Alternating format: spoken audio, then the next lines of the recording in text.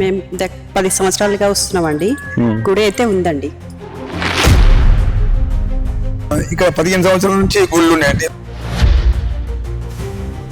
ఒక ఎకరంలో నువ్వు దేవాలయం నిర్మించుకోమని 1990లో ఆయన చెప్పి వెళ్ళగా మన దేవేందర్ గౌడ్ హోమ్ మినిస్టర్ గా రెవెన్యూ మినిస్టర్ గా ఉన్నప్పుడు ఆయన ద్వారా ఇది నిర్మాణం ఇనాగ్రేషన్ చేయించారు.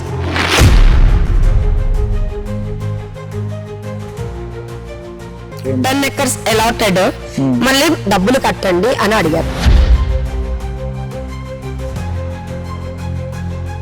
వాళ్ళందరికీ కూడా తెలుసు, మా హిందూ వాహిని వాళ్ళకు కూడా ఇక్కడ ఏం జరుగుతుందో తెలుసు. కానీ నా దౌర్భాగ్యం ఏంటంటే ఇలా జరిగిందా అమ్మ అని కూడా వాళ్ళు వచ్చి అడగలేదంటే మన సంస్థలకి చాలా ధన్యవాదాలు చెప్తున్నాను.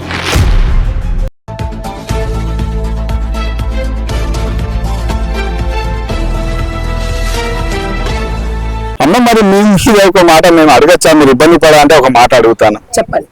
మరి ఇంత భక్తిలో మీరు ఆధ్యాత్మికంగా ఉన్నటువంటి మీ పైన మరి కొంతమంది పిల్లల్ని ఎత్తుకొచ్చి ఆశ్రమం నడిపిస్తున్నారు అనేది కొన్ని కేసులు అయినాయి అని చెప్పి తెలిసింది. మరి అదేంటమ్మా? అది నేను మీకు కూడా చెప్పానండి. అదేంటంటే ఇక్కడ బిచ్చపుల్ల పిల్లలు మనకి హిందూ వాహిని వాళ్ళు ఒక 12 సంవత్సరాల అమ్మాయికండి రైతు బజార్ దగ్గర ఆమె పేర్లు ఆ అమ్మాయి చెప్పింది, శ్వేతక్క లతక్క అనేసి చెప్పింది. ఆ 12 సంవత్సరాల పిల్లకి ఒళ్ళు అంటే రోజు ఆ పిల్లకి ఇది చేయడం ఒక హరాస్మెంట్ లాగా మళ్ళీ వాళ్ళు డబ్బులు తీసేసుకోవడం జరిగింది.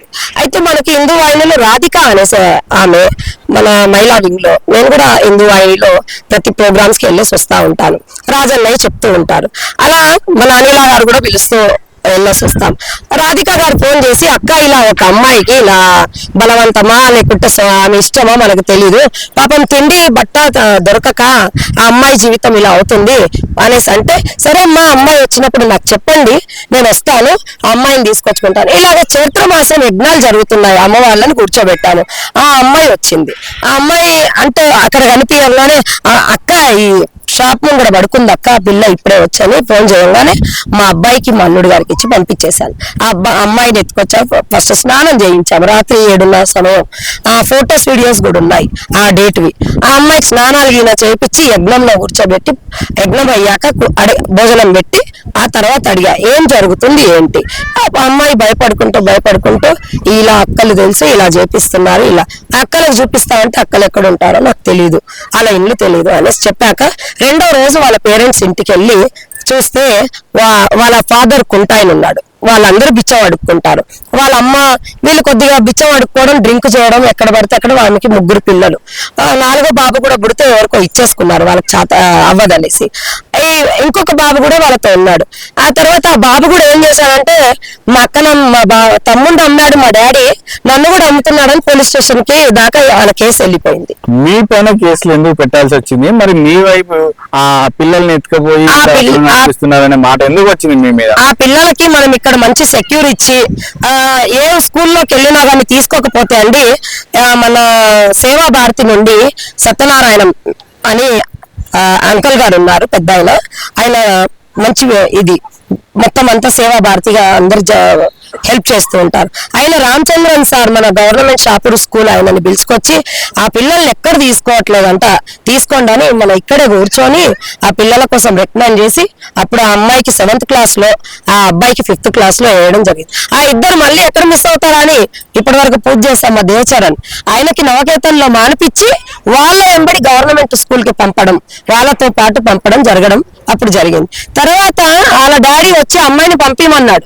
పంపి అర్ధరాత్రి బాగా దాగొచ్చి పంపిమన్నాడు, వాళ్ళ భార్య వెళ్ళిపోయిందని.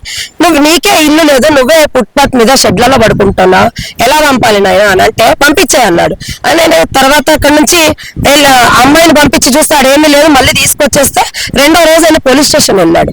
మా పిల్లల్ని నాకు ఇస్తలేదా అనేసి చెప్తే అక్కడికి వెళ్ళి చూడంగానే ఆ ఎస్ఐ మా మీద ఎవరైతే కేసులు బుక్ చేస్తానన్నారో ఈ స్వగృహ కల్ప గురించి అక్రమంగా ఇక్కడ ఇల్లు ఉన్నాయి స్వామి, మీరు చూస్తున్నారు, రాజు స్వగృహ కల్ప లోపలికి వెళ్ళి మేము ఇల్లు కడుతున్నామని ఒక కేసు బుక్ చేశారు. తర్వాత ఇంకొక కేసు, ఆ పిల్లల్ని తీసుకొచ్చి ఇక్కడ పని చేయించుకుంటున్నానని ఎంక్వైరీ చేయమని చైల్డ్ కేర్ ఆయన రెడ్డి గారేమో చైల్డ్ కేర్ రెడ్డి గారు ఉన్నారు, అక్కడ నాగమణి మేడం గారి ముంగడ కూడా పిల్లలు చెప్పారు, నాకు మా అమ్మలాగా చూసుకుంటది, స్కూల్లో చదివిపిస్తున్నారు, మేము దేవాలయంలో అన్ని పూజలు అన్ని యజ్ఞాలు నేర్చుకున్నాం, అన్ని ఉన్నాయండి వాళ్ళ వీడియోస్ పిల్లలై. అవన్నీ చూపించినా గానీ హరిశ్చంద్ర ఎస్ఐ గారు ఒక్క మాట వినకుండా ఆ రోజు ఆయన ఎంక్వైరీ చేసి ఆమె మీద కేసు చేయండి లేకుంటే చేయొద్దని పోలీసు వాళ్ళకి చెప్పినా ఎంక్వైరీ చెయ్యకుండా ఏమీ లేకుండా స్కూల్కి వెళ్లకుండా అంగన్వాడీలో చదువుతున్నారు అనేసి లేనిపోని కేసు బుక్ చేపించారు. అదొకటి, రాజసగృహ కల్పాలో ఇల్లు కడుతున్నారు అని అక్రమంగా, అదొకటండి. దేవాలయ స్థానంలో 40 సంవత్సరాల నుండి ఇల్లున్నాక మళ్ళీ ఎస్ఐ మల్లేశం గారు నా మీద ఎలా కేసు బుక్ చేశారు, ఎఫ్ఐఆర్ చేశారు. ఆయన కూడా ఎఫ్ఐఆర్ డైరెక్ట్ పట్టుకొని వచ్చేసారు, నాతో మాట్లాడకుండా ఎంక్వైరీ చేయకుండా. సార్ మీరు ఎంక్వైరీ చేయండి అని కూడా వీడియోలు ఉన్నాయండి, వాళ్ళతో మాట్లాడిన వీడియోస్ కూడా ఉన్నాయి. ఇప్పుడు ఈసారి వచ్చినప్పుడల్లా మమ్మల్ని అందరు ఫోన్లు గుంజేసుకుంటున్నారు, పోలీసు వాళ్ళు గుంజుకుంటున్నారు, అందరూ గుంజేసుకుంటున్నారు, గుంజుకొని వీడియోలు తీయొద్దని చెప్తున్నారు. కానీ నిన్న కూడా వచ్చారు, మేము వీడియోలు తీస్తూనే ఉన్నాము. ఆ బెదిరింపులు దాడిలండి, అసలు దౌర్జన్యం ఎలా ఉందంటే ఇక్కడ జరుగుతున్నది కూడా బయట చెప్పకుండా, బయట చూపియకుండా, బయట ప్రజలకు తెలియకుండా. మరి పరమేశ్వర్ సింగ్ గారు ఆయన శాశ్వతం మొత్తము సమర్పించారు, మేము శాశ్వతం సమర్పిస్తున్నాము. ఏదో పని చేసుకున్న వాళ్ళకి ఇల్లు ఉన్నాయండి, మేము ఇంత ఈ క్షేత్రం మీద గుళ్ళే లేవు. మేము వచ్చి ఇక్కడ ఉండి గుళ్ళు కట్టించాము, గుళ్ళు కట్టించి భక్తులందరి కోసం మేము ఏర్పాట్లు చేస్తున్నప్పుడు దేవాలయ స్థానికులకి పీఠాధిపతి కని, ఒక ఫౌండర్ కి చైర్మన్ కని, ఒక పండితులకని ఇక్కడ స్థానికులంగా ఆశ్రమాలు ఉంటాయి కదా స్వామి, ప్రతి క్షేత్రంలో ఉంటాయి కదా స్వామి. మరి ఇవన్నీ ఉన్నాక ఇవన్నిటికీ సపోర్ట్ చేయడం పోయి ప్రతి ప్రోగ్రామ్ కి, ఇంకా పెద్ద విషయం అండి, ప్రతి ప్రోగ్రామ్ కి మన మొత్తం లోకల్ కార్పొరేటర్ కి కూడా ఎమ్మెల్యేలకి లోకల్ కార్పొరేటర్లకు కూడా నేను పెద్ద పెద్ద కార్డ్స్, స్పెషల్ కార్డ్స్ ఇవి మొత్తం ఈ క్షేత్రానికి పిలిపించి భాగ్యనగరానికి ఇది పరిచయం చేయాలి, ఇది చూపించాలని కూడా చాలా ప్రయత్నాలు చేశాను. మరి ఇప్పుడు మీరు ఇంత కష్టపడతా ఉన్నారు, ఇంత చేస్తా ఉన్నారు, ఇంత ఇబ్బంది పడతా ఉన్నారు, మరి అలాంటప్పుడు మీరు హిందూ వాయిన్లో ఉన్నా అన్నారు, మరి వాళ్ళని కానీ హిందూ పరిరక్షణ సమితికి కానీ రాజకీయ పార్టీలకు సంబంధించినటువంటి బీజేపీ కావచ్చు, అటు బీఆర్ఎస్ కావచ్చు, కాంగ్రెస్ కావచ్చు, ప్రస్తుతం అధికారంలో ఉంది, మరి వాళ్ళని మీరు ఎందుకు సంప్రదించలేదు? ఇంత మీ పైన ఇంత జరుగుతూ ఉంటే మీరు వాళ్ళకి ఎందుకు చెప్పలేదు? ఒకవేళ చెప్తే ఎవరికైనా చెప్పారా? వాళ్ళు ఏ విధంగా స్పందించారు? చెప్పామండి. ఇక్కడ ఇల్లు గూలక ముందే మేము ఈటల రాజేంద్ర గారి దగ్గరికి వెళ్ళి ఇలా రాజు సగృహ కల్ప నుండి ఇబ్బంది పెడుతున్నారు, ఇలా అలాట్మెంట్ అయిన పేపర్స్ ఉన్నాయి, ఇవి ఉన్నాయి, హైకోర్టులో కేసు కూడా జరుగుతుంది, మేము వాళ్ళు వచ్చినప్పుడల్లా హైకోర్టులో ఏమి నిర్ణయం అవుతుందో ఆ తర్వాత మనం చూసుకుందాం అన్నా కానీ వాళ్ళు అక్రమంగా వస్తున్నారని చెప్తే ఆయన అప్పుడే రాహుల్ శేషగిరి, ఆయన ముందు బీఆర్ఎస్ గా ఉండేను, బీఆర్ఎస్ నుండి ఇప్పుడే రీసెంట్ గా బీజేపీలోకి వచ్చారు. ఆయనకు ఫోన్ చేశారు, ఆయనకు ఫోన్ చేసి రాహుల్ శేషగిరి గారు అప్పుడు కార్పొరేటర్ గారు, లోకల్ కార్పొరేటర్ గారు మన ఢిల్లీలో ఉన్నారని చెప్పారు. తర్వాత ఆయనకి బాధ్యత చూడు మన దేవాలయాలు మనం పరిరక్షణ చేసుకోవాలి అనేసి ఆయనకు బాధ్యత అప్పచెప్పారు. ఆయన నేను ఢిల్లీ నుండి వచ్చినాక చూసుకుంటానని చెప్పారు. రెండో రోజు ఆర్ఐ కలీం అండి, ఇది ఎప్పుడు మన హిందువుల ఎంఆర్ఓలు వాళ్ళు ఉన్నప్పుడు ఇలాంటివి జరగలేదు, వాళ్ళు మొత్తం ఎంక్వైరీ చేశారు. కానీ ఈసారి ఎంఆర్ఓ కూడా ముస్లిమే ఉన్నారు, మరి నేను ఎప్పుడు ముస్లిం హిందూ అని భేదభావాలు చేసుకోలేదు, మరి ఎందుకు మళ్ళీ వీళ్ళు ఇలా చేశాక నా మనసులో కూడా హిందూ ముస్లింలు అనేసి భేదభావాలు పెట్టిపిస్తున్నారా? ఈ ఎంఆర్ఓ గారు మళ్ళీ ఇవన్నీ దేవస్థానాల ముందర నుంచి ఉన్నాయి, హైకోర్టులో కేసు కూడా జరుగుతుంది, ఈమె కూడా ఈ ల్యాండ్ అలాట్మెంట్ అయింది కదా పోరాడుతుందని ఆయన సస్పెండ్ లో ఉన్న టైంలో ఆర్ఐ కలీం ఇది ఒకటే కాదండి, చాలా ఇలాంటి లోకల్లో ఆయన ఆర్ఐగా వచ్చినప్పటి నుంచి చాలా కొన్ని చోట్ల పాపం పేదవాళ్ళ మీదనే లంచాలు ఇవ్వకపోతే కూడా పేదవాళ్ళ మీద కూడా వాళ్ళ మీద ఇలాంటి దౌర్జన్యాలు చేస్తున్నారు ఆర్ఐ కలీం గారు. మరి నందకుమార్ గారు ఆయనకు ఎంత కొనుక్కున్నారో మాకు తెలీదు. ఇప్పుడు చాలా అక్రమ కట్టడాలకి వాళ్ళు పర్మిషన్స్ ఎలా ఇస్తున్నారు? 79 సర్వే నెంబర్ లో 219 అని ఇప్పుడు ఈ దేవాలయ స్థానానికే పోతుంది. 219 అని సర్వే నెంబర్ వేపించుకొని మరి ఆర్ఐ గారు ఏం చేస్తున్నారు? మళ్ళీ అదెందుకు తీయలేదు? ఇక్కడ ఇల్లు కూడడంలో చాలా మాకు ఒక నోటీస్ లేకుండా ఆర్ఐ గారు ఎంఆర్ఓ ఆఫీస్ నుండి ఒక నోటీస్ ఇవ్వలేదు, ఆర్డీ ఆఫీస్ నుండి ఒక నోటీస్ ఇవ్వలేదు, హైకోర్టు నుండి ఒక నోటీస్ రాలేదు. మరి ఏ ఆధారం చూసుకొని నందకుమార్ తోటి వచ్చి మా ఇల్లు కూల్చడానికి ఆయన పోలీస్ సిబ్బందిలను తీసుకొని వచ్చి మరి పోలీసు వాళ్ళు కూడా మాకు ఒక నోటీస్ ఇవ్వలేదు. సూరారం ఎస్ఐ సిఐ వారైతే నలుగురు లేడీస్ అండి. మరి మేము ఇక్కడ భక్తులకి సేవ చేస్తున్నాం, మీరు గవర్నమెంట్ డ్యూటీలు చేసుకుంటూ కూడా ప్రజలకు సేవ చేస్తలేకపోతున్నారే. మీరు మీ అందరికి అడుగుతున్నాను, ప్రజలకు సేవ చేయండి. అది కాకుండా మీరు ఇలాంటి వాళ్ళకి అధికారంలోకి రాజకీయ నాయకులకు ఉద్యోగాలు చేస్తున్నారు. ఎంక్వైరీ చేయండి సార్, ఎంక్వైరీ చేయండి సార్. పాత ఇల్లు గూల్చి కట్టినాయి సార్ అని కాళ్ళు మొక్కినా గానీ ఆ నలుగురు ఈర్చుకోబోయారు సార్. మీకు వీడియోలు చూపిస్తాను నేను, మొత్తము ఆ సీసీ కెమెరాలలో బుక్ అయిన ఉన్నాయి, అవి మీకు చూపిస్తాను. ఇప్పుడు ఫైనల్ గా మీరు ఏం కోరుకుంటున్నారు? మరి మీకు జరిగినటువంటి దాడిపైన, మీ పైన జరిగినటువంటి దాడిపైన, అక్రమ కూల్చివేతల పైన మీరు ప్రజల నుంచి ఎటువంటి సహాయం కోరుకుంటున్నారు? ఇక్కడ ఎక్స్ ఎమ్మెల్యే గారికి కూడా మేము ఎలా నీతి నిజాయితీగా ఉన్నామో ఆయనే వచ్చి కూడా పరమేశ్వర్ సింగ్ గారికి ఏమన్నారంటే, పరమేశ్వర్ సింగ్ గారు మిమ్మల్ని మెచ్చుకోవాలి, మీరు 1 ఇంచ్ భూమి కూడా 10 ఎకరాలు దేవాలయాలకు ఇచ్చాక అలాగే కాపాడి పెడుతున్నారని ఆయన నోట కూడా మా నాన్నగారికి ఆయన ఈ మాట చెప్పి అన్నారు అందరి ముంగట. అయితే ఆయన గారి దగ్గర కూడా వెళ్ళాను 1వ తారీఖుకి. వస్తే నేను చూస్తా మాట్లాడతాను అన్నారు. మరి ఏం జరిగిందో తెలియదండి. 2వ తారీఖుకి కలీము ప్లస్ ఇంకా ఎవరో వచ్చి మొత్తం ఇక్కడ చూసుకొని దేవాలయానికి కట్టిన మండపాలండి, అక్కడ బాత్రూమ్స్ ఉన్నాయి, ఇవి మండపాలు, ఆడ నుంచి ఇక్కడ వరకు మండపాలు. లాస్ట్ శనిదేవం దగ్గర కూడా జేసీబీ వెళ్ళింది, మీకు ఆ వీడియోస్ కూడా ఉన్నాయి, పెడతాను. ఆ కొబ్బరికాయల షాప్ అండి, ఇక్కడ ఈ భక్తులకి ఇప్పుడు ఇక్కడికి ఎంతమంది ఎక్కుతారు కదా, మంచి నీళ్లు కూడా దొరకనప్పుడు ఇవి కాలు కడుక్కోవడానికి అనుకుంటారు. ఆ కొబ్బరికాయల షాప్ లోనే మంచినీళ్లు, కొబ్బరికాయలు, పూజా సామగ్రి అదేం చేసింది. ఇప్పుడు ఇవన్నీ గూల్చి వాళ్ళు ఏం చేయాలనుకుంటున్నారు? అసలు ఒకసారి అలాట్మెంట్ ఒక దానికి అవుతుందండి, మళ్ళీ ఇంకొక దానికి ఎలా చేసి మాకు కొట్లాటలు ఎవరు పెడుతున్నారు? మేము అదే న్యాయం అడుగుతున్నామండి. మేము ప్రజల కోసము, ఈ భక్తుల కోసము, భక్తులు ప్రజలు ఒకటేనండి, ఇది ల్యాండ్ కాపాడుతున్నాము. మరి మేము ఈ రోజు వరకు ఈ ల్యాండ్ మీద రూపాయి మేము సంపాదించలేదండి, పెట్టామే గాని సంపాదించలేదు. అమ్మ సాక్షిగా ఇక్కడ చాలా మందికి తెలుసు.